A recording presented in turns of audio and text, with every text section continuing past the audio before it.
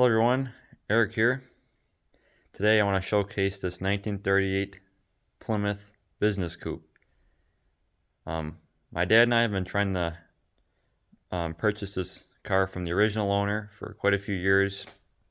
So we're out here revisiting with the owner today, and my dad is actually in the house visiting him. I am out here in the barn. I'm going to document the Plymouth here. I'm going to leave the location of the car and the property in general undisclosed for personal reasons, but I wanted to showcase it and kind of show everyone what an original barn find looks like. The car's been parked in this barn since 1960. The barn's 105 years old. It's an old dairy barn. But here's the back of the car. You can see it's got the original license plate. You can see in the 59 tag on it. But I'll take the tarp off of it so you could. It's not like it's really doing anything anyways, so take the tarp off and kind of show everyone a little bit more detail of the car here. Can't climb the windshield wipers. Yes, I am. Alright. So, here it is. Very original 1938 Plymouth business coupe. Like I said, I've covered this car in another video. I have never really done a in-depth walk around or even a explanation of this car and how it ended up here. But the gentleman who bought this car, he bought it new and he drove it until 1960 when he went off to college. He went overseas. He came back and he left the car in the barn here since 1960, like I said. He bought a new car, a used car I should say. It was a Nash Metropolitan, and he kind of forgot about this, and it's been in here ever since. My dad worked with him at a local school for quite a while, and yeah, this car just kind of has been sitting here ever since. I'm being very careful with what I say, like I said, because I don't want to give away too much information. But yes, this car is all original. I'll show you the engine in a minute. You can see it needs new glass. The glass, it's the original, automotive glass that they used back then. It's very Art Deco styling, like the door handle,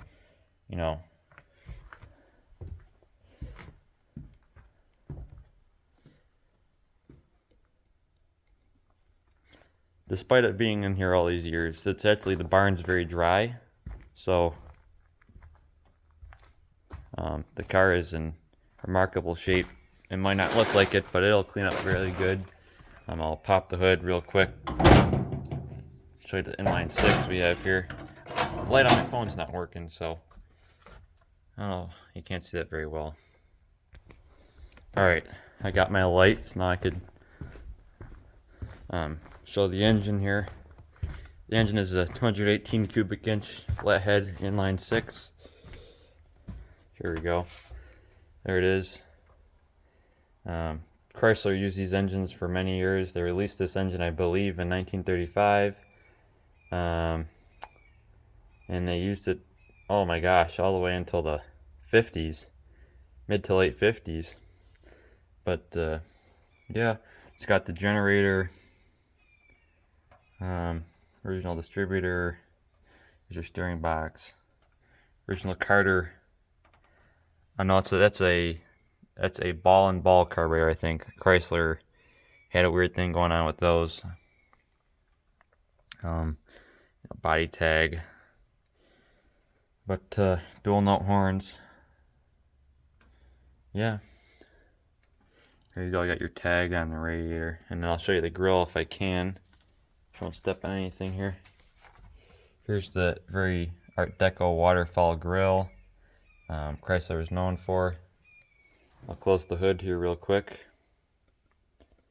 Okay, I'll show you the hood ornament. It's pretty neat. So here it is. It's the ship. It's the Mayflower. But yeah, that's the hood ornament. You got this nice piece of trim that stretches all the way up the center of the hood. Of course, you got your flat glass windshield with these classic Trico vacuum powered windshield wipers. Yeah, whether I get this door open or not, I want to force it. Give me a sec. Put my light down, set down here in the back of the car. Hopefully no critters come flying out at me. It's gonna open. I don't know, don't want to force it. Anyways, but yeah, this car. Trunk is huge.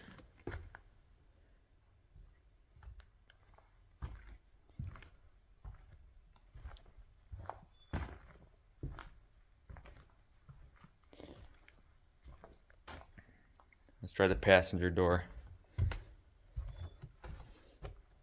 This one open? Well, it might. Oh, creepy crawlers come crawling out, flying out at me. There we go. Let's try and, oh, it's gonna close. There you go, there's your interior. See if it will stay open.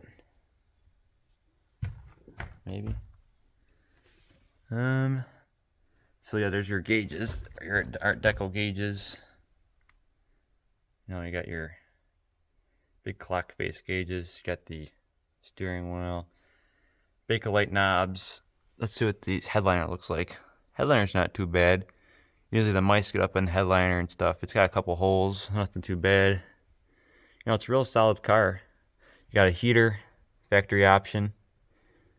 You know, the back seat, unfortunately, I think has some mice living in it. But a real solid car, as I've said before. But yeah, that's the interior. Here's the wood. You got your wood, painted wood or simulated wood grain on the window surround. I think 38 was the first year for Plymouth to have the smoker's windows, because we have a 36 four-door sedan and doesn't have those. See how well the door closes. Oh, perfect. I feel like get to the passenger window here, or the passenger hood. This is what they call a butterfly hood. No, it's not gonna work. I remember this one. This one sticks. I'm not gonna force it, like I said. You know, the whole goal is to preserve these old cars. This one right here is very, very nice. What else should I show? Oh, we'll see what the bottom of it looks like. Undercarriage looks like, because I mean, you know, it's a Northeast car. Salt does these old vehicles in. This, like I said, this one right here, those ones is in really good shape. I'm not sure how much that shows. You got the fuel tank, or leaf springs. What else does the bottom look like?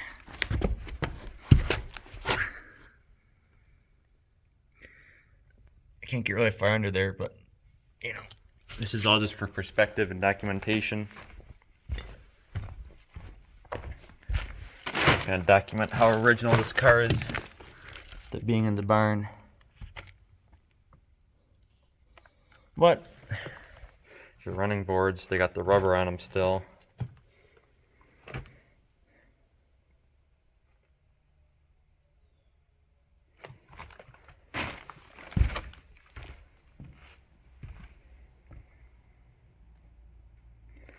Anyway,